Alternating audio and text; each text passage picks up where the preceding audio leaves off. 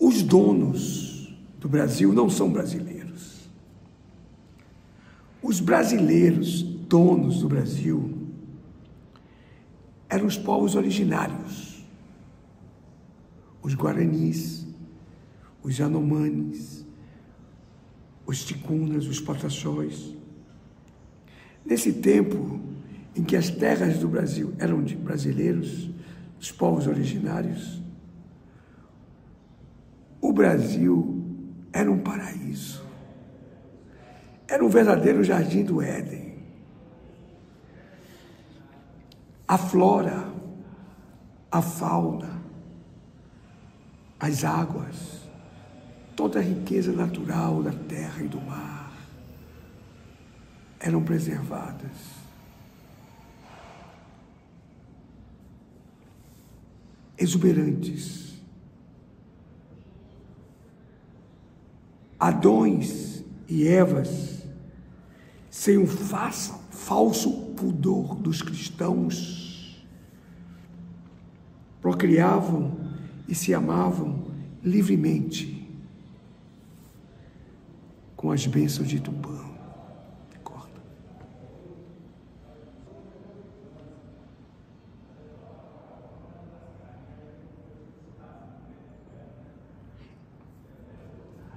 Em 1500, as terras do Brasil foram invadidas e ocupadas e roubadas por impérios estrangeiros, medíocres, fadados a uma curta duração. É ridículo comparar esses impérios, por exemplo, com o Império Romano, o Império Azteca, o Império Inca, o Império Tolteca, impérios grandiosos, positivos, construtivos, criativos. Então, os impérios que vieram ocupar o Brasil eram deploráveis. Era uma escumalha de impérios, fadados a curta duração. E a um declínio, uma derrocada triste, infeliz, como se vê e estamos vendo. Exterminados com as bênçãos do Vaticano, os povos originários foram substituídos por degredados de Portugal. Ladrões, assassinos, estupradores de freiras, estupradores de crianças. E o que havia de pior da abjeta corte portuguesa. Esses vieram para o Brasil e formaram o novo povo no Brasil, que chamaram de povo brasileiro. Essa corte brasileira de bundões, e o papel dessa escumalha de brasileiros era unicamente o de defender os interesses do império. Eram a elite da colônia preservando os interesses do império. Esse era o papel das elites brasileiras no domínio português, no domínio inglês e no domínio estadunidense. Sempre foi esse: defender os interesses dos verdadeiros donos da terra, os estrangeiros. Mas se essa população nojenta era a população brasileira naquela época, quem trabalhava? Quem construía o país? Lindos, maravilhosos, africanos, sequestrados na África para serem escravos no Brasil. Esses trabalhavam para a construção do país. Com a decadência, a falência, a miséria do Império Português, o Brasil, as terras brasileiras foram tomadas, foram roubadas pelo Império Inglês. O Império Inglês, então, diante daquela população abjeta, onde só os escravos trabalhavam, atraíram refugiados europeus para trabalharem em algumas coisas, asiáticos, os japoneses, para trabalhar na agricultura, e fizeram a miscigenação. Essa miscigenação foi interessantíssima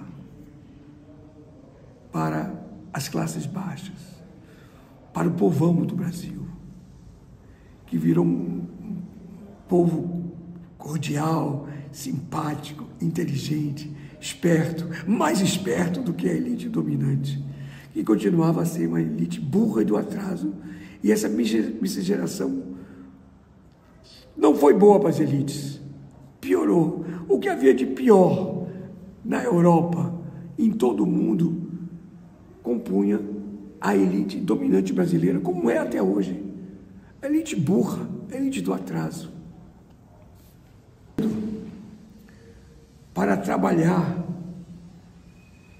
juntamente com os escravos, escorraçados da senzala, expulsos da senzala, jogados na sarjeta, nesse arremedo, nessa farsa de abolição da escravatura, os trabalhadores, os operários, estrangeiros, europeus e japoneses, cuidavam da terra, da produção, da criação, da formação de riqueza no Brasil. Enquanto a elite devassa, depravada, improdutiva do atraso, vegetava.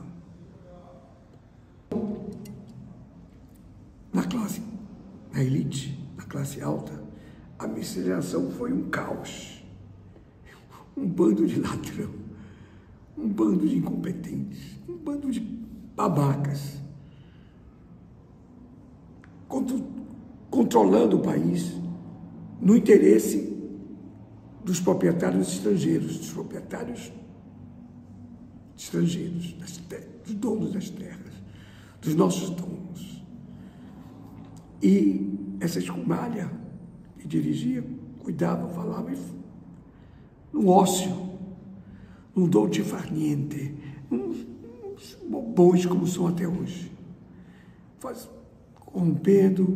corrompidos, impunes, porque eles dominavam tudo.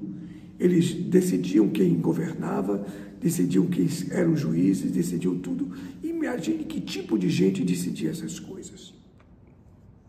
Sempre a sorte do Brasil foi a base popular trabalhadora, agora miscigenada, que construía, segurava a onda, carregava o país, a construção do país e a moleza das elites nas costas, formando. Essa miscigenação fez florescer um povo maravilhoso, multicultural, dotado de muita beleza física, leveza e arte. Depois da Segunda Guerra Mundial, com o aniquilamento quase total do Império Inglês, que virou a ser, sabe o quê? O Império Inglês virou a ser os peixinhos que seguem o tubarão para comer os seus despojos. Isso é o que o Império Inglês virou.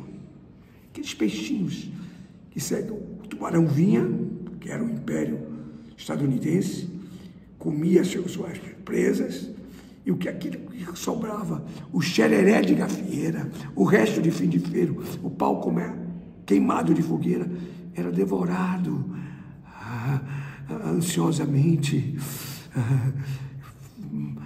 grosseiramente, pelo fracassado, falido Império Inglês. Então, os novos donos do Brasil, o Império Estadunidense, passou a controlar a elite do atraso, essa elite burra do atraso. E é isso que nós vemos até hoje.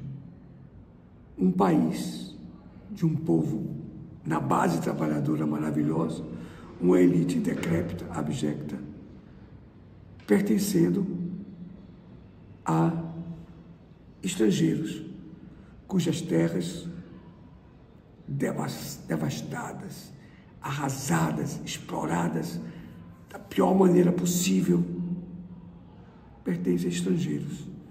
Estamos nesse pé. A única esperança é quando